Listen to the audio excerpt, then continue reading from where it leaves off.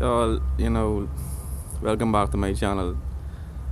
Um, we have a little bit of sad news, breaking news. Last night, um, Hassan Campbell was laid to rest. He was laid to rest. He's gone too soon. His mother was robbed of a son. His daughter was robbed of a father. Mm? His wife was robbed of a husband.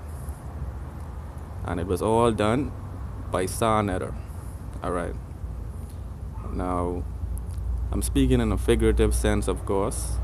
I'm not wishing harm on anyone. Despite their shortcomings, I don't wish death on any man, woman, or child.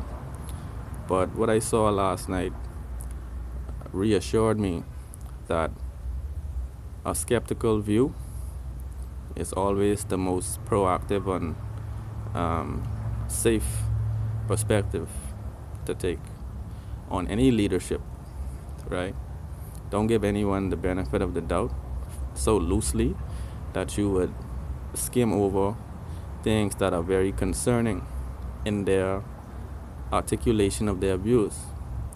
Okay, now Sarnetta put together a brilliant slideshow last night of video clips basically highlighting some of the obviously sick things that Hassan Campbell has said on YouTube that really left a person kind of sick, kind of disturbed after watching them, because I was unaware that these things actually took place. I was unaware that he actually ever spoke about these types of things, because Sarnetta played some video clips last night exposing Hassan Campbell as a person who has actually said on YouTube that he touched little children before, because in his view, as a victim, it was a natural progression or regression for him to actually turn to abusing somebody else. So on one hand, he's actually said that he abused little children, right?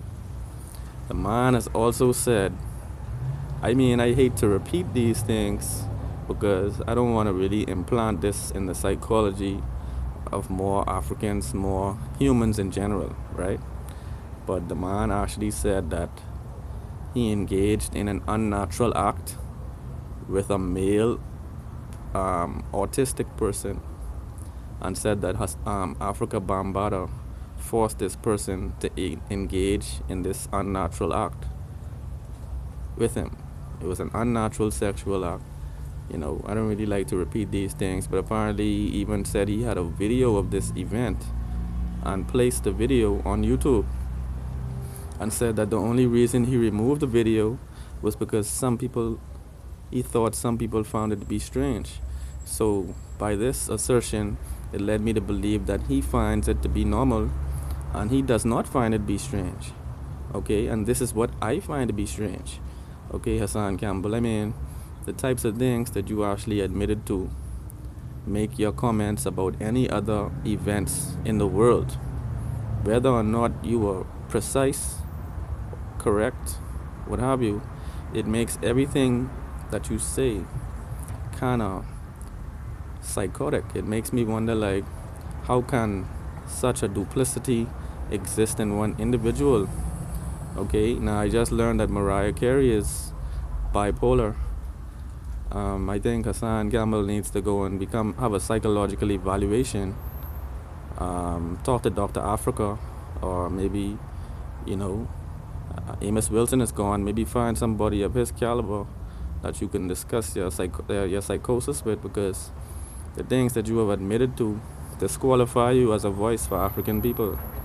Because what you're doing is, it's only a matter of time until you gain a platform of some significance, and then have white supremacy use all of these type of shortcomings against you in terms of the things that you have admitted to. That makes you a child predator. This man also snitched on himself concerning the murder of a person who stabbed Africa Bambaataa. You know, this was before he actually thought about having a platform. I guess he slipped and didn't realize that these things are recorded for life on the internet.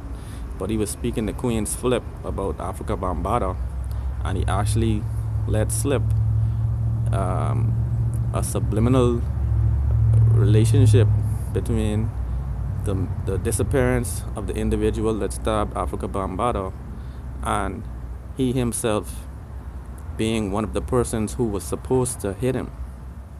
So all of this led me to believe that we are dealing with a madman. We're dealing with a person who has no awareness of self for him to actually make these statements. Now, remember, as you all remember, I made a video about his previous roast by Sinful the P.